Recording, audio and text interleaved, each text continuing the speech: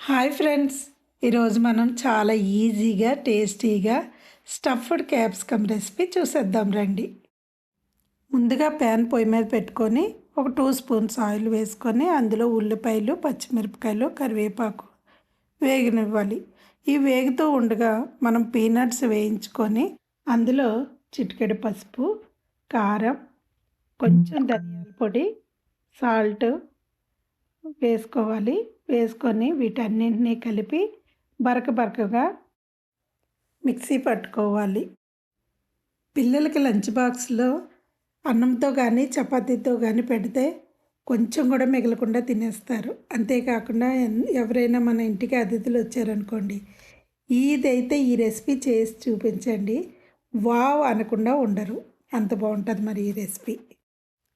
ఇప్పుడు మనం దోరగా వేయించి పెట్టుకున్న ఈ శనగపిండిని ఈ తాలింపులో ఉల్లిపాయల్లో వేసేసి కలిపేసుకోవాలి. అందులో మన క్వాంటిటీకి తగినట్లుగా కొంచెం చింతపండు గుజ్జు తీసుకొని అందులో వేసుకోవాలి. పులుపును మనకి ఎంత కావాలనుకుంటే అంత వేసుకోవచ్చు. అంతేకాదు సరిపోలేదు అనుకున్న వాళ్ళు ఫైనల్గా కొంచెం నిమ్మకాయ కూడా పిండుకోవచ్చు.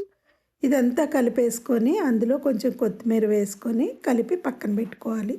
ఇప్పుడు క్యాప్సికమ్ చూడండి, ఆ క్యాప్సికమ్ పైన ఆ ముచ్చుకుల దగ్గర అయితే కట్ చేసుకోవాలి రౌండ్గా.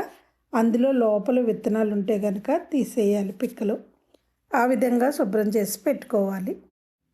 ఈ రెసిపీకి అయితే మనం పెద్ద క్యాప్సికమ్ కాకుండా మరి చిన్నవి కాకుండా మీడియం సైజులో ఉన్నవి తీసుకుంటే బాగుంటుంది. ప్లీజ్ అండి, వీడియో నచ్చితే లైక్ చేయండి, షేర్ చేయండి. కొత్త వాళ్ళు అయితే అమంతాస్ వరల్డ్ అనే ఛానల్ని సబ్స్క్రైబ్ చేసుకోండి. అంతేకాదండి, బెల్ ఐకాన్ కూడా నొక్కండి. దీనివల్ల నేను పెట్టే ప్రతి అప్డేటు మీకు రీచ్ అవుతుంది. ఇప్పుడు అన్నీ కలిపేసుకున్నాం కదా, ఇది బాగా కలుపుకోవాలి అన్నీ కలిసేలాగా. మనము శనగపిండి దోరగా వేయించింది వేసుకున్నాం కదండి. 1 కప్పు శనగపిండి వేసుకున్నప్పుడు 1/4 వంతు కార్న్ఫ్లోర్ కూడా వేసుకుంటే మనకి ఈ స్టఫింగ్ అనేది చాలా క్రిస్పీగా వస్తుందన్నమాట.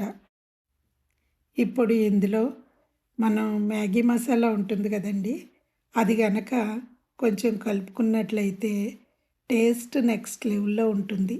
ఇది ఖచ్చితంగా కలపాలని కాదు, మీకు ఉంటే కలపచ్చు, లేకపోతే లేదు. కొంచెం గరం మసాలా ఇన్స్టెంట్ పౌడర్ అయినా కలుపుకోవచ్చు. కానీ ఇది వేస్తే కనుక చాలా ఆ ఫ్లేవర్ అనేది చాలా బాగుంటుంది. ఇదైతే కలుపుకున్నాను.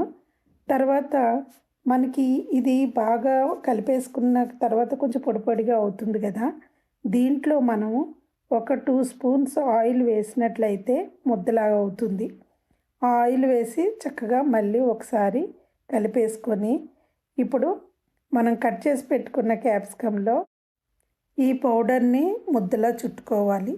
ముద్దలా చుట్టుకొని కొంచెం దానికి మొత్తం ఫిల్ అయ్యే వరకు చక్కగా అందులో కూరుకోవాలన్నమాట.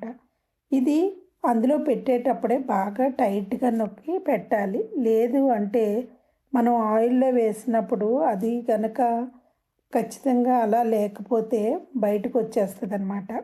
ఆయిల్ అంతా స్ప్రెడ్ అయిపోతుంది కాబట్టి చాలా టైట్గా అందులో కూరి పెట్టుకోవాలి.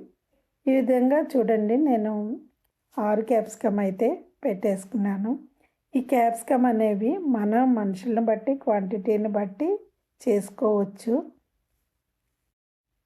ఈ స్టఫింగ్ మాత్రం పౌడర్ అయితే ఎక్కువే చేసుకోవాలి. ఎందుకంటే ఒకవేళ మిగిలిపోయినా మనకి ఇది వేగించిన తర్వాత మనం పైన వేసేసుకోవచ్చు. మళ్ళీ అది ఆయిల్లో వేయకుండా దీనిపైన వేసుకోవచ్చు. చూడండి, నేను అన్నీ స్టఫింగ్ చేసుకున్నాను. ఇప్పుడు పెనం పొయ్యి మీద పెట్టుకొని ఆయిల్ ఎప్పుడు కూడా ఇవి వేయించేటప్పుడు లోతుగా ఉన్నవి తీసుకోవాలి. లోతుగా ఉన్నది తీసుకుంటే మనకు తక్కువ ఆయిల్ పడుతుంది. నా దగ్గర ఇది లోతుగున్నది లేదు కాబట్టి కొంచెం వెడల్పుది ప్యాన్ తీసుకున్నాను.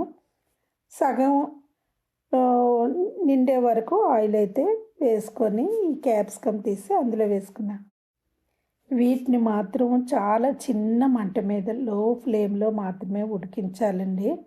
కొంచెం ఒక 2 నిమిషాలు మూత పెట్టుకొని తీసి చూసుకోవాలి.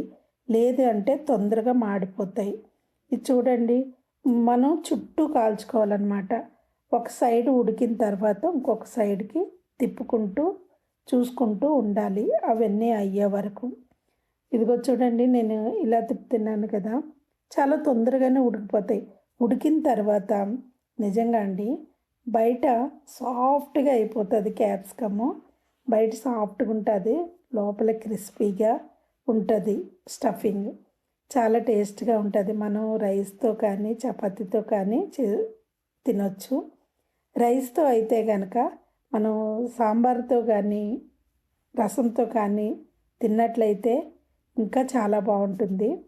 ఇది ఒక్క క్యాప్సికమ్ వేసుకున్నామంటే ప్లేట్లో ఉన్న అన్నం అంతా తినేయచ్చు, ఒక్క మెతుకు కూడా మిగిల్చరనమాట. మనకి క్యాప్సికమ్ అయితే రెడీ అయిపోయాయండి. చూడండి, చుట్టూ బాగా వేగిపోయాయి. అవి బ్లాక్ కలర్లో వచ్చాయని మీరు మాడిపోయి అనుకోవద్దు, అలాగే కలర్ చేంజ్ అవుతుంది. ఇవి అయితే చాలా బాగుంటుంది. ఇలాంటి మరెన్నో అప్డేట్స్ కోసం అయితే మన ఛానల్ అయితే ఖచ్చితంగా ఫాలో అవ్వండి. ఈ రెసిపీ అయితే చేయడం మాత్రం మర్చిపోకండి. Thanks for watching.